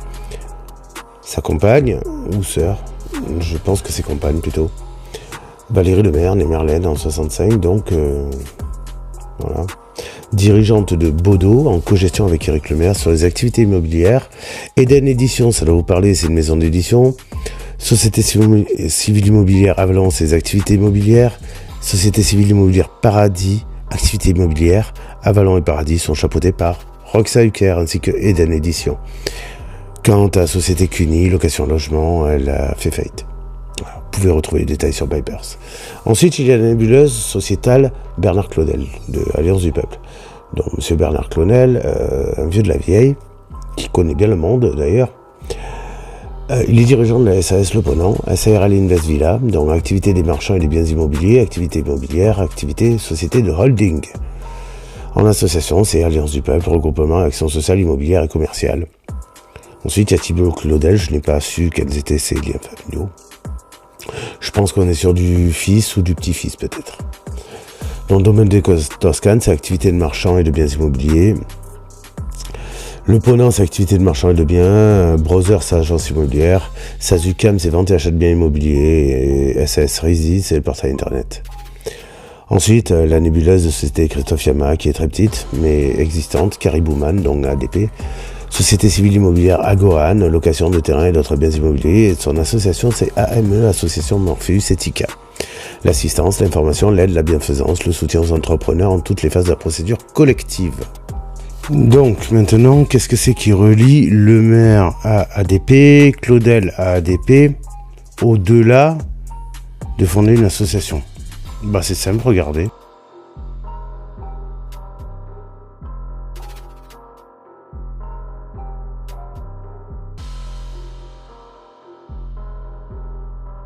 Et donc une nébuleuse d'entreprise, évidemment, de Bernard Claudel.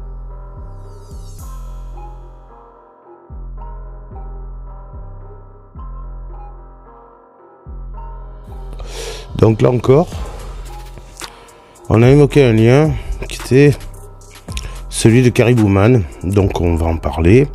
Juste avant ça, je vous montre la nébuleuse des liens entre les personnes au niveau de Alliance du Peuple et son raccordement avec les accointances Laglaise qu'on a vu précédemment et ses liens avec Table 700, De Bias, Camberlin et compagnie. Tout ça, c'est cadeau, c'est pour vous, évidemment, les liens sont pas dans la description en fait. Ils sont sur internet, consultables publiquement.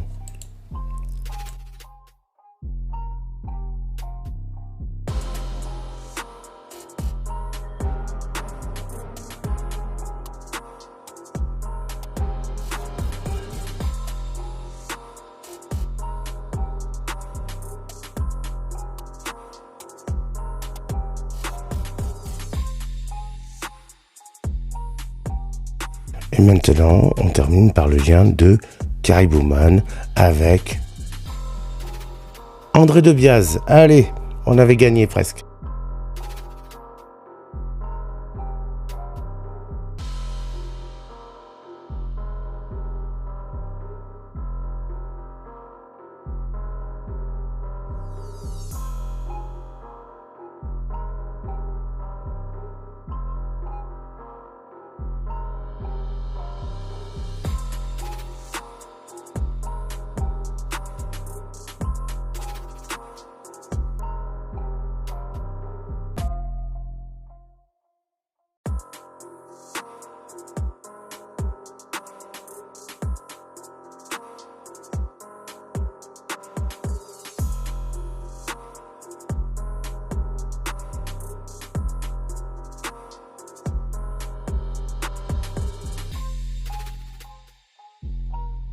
Et on pourrait me dire finalement, après tout ça, Table 700, ADP, la loi Laglaise, la mutualisation des avis, la cristallisation de la complosphère, elle a bien un but ultime, celle de soumettre économiquement les individus par le biais des territoires en émettant de la loi complètement arbitraire. Ouais, mais je te crois pas en fait, Vox. Ah bon?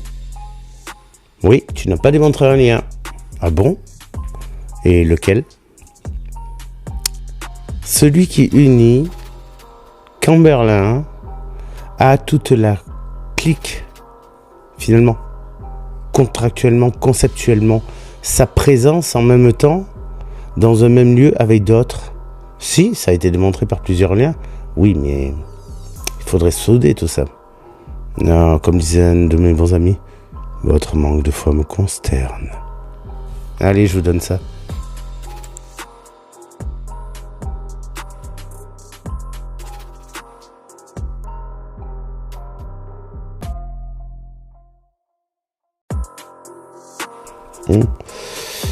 Ok, là c'est valide. Il y a bien une supervision de Camberlin, le fondateur, le nommeur, ce que vous voulez, de Table 700, le grand chef en dessous de Bias, ou à côté d'ailleurs, qui supervise ce qui se dit, l'émission et tout. On le voit très clairement, très clairement. Vous pouvez même zoomer, vous le verrez encore mieux. Il y a un autre lien qu'on n'a pas encore démontré. Comment la complosphère elle agit pour manipuler la population agricole? On n'a pas parlé de l'agriculture. Surtout que c'était dans les tiroirs il n'y a pas longtemps. ça pourrait être un manque. Je vous donne ça.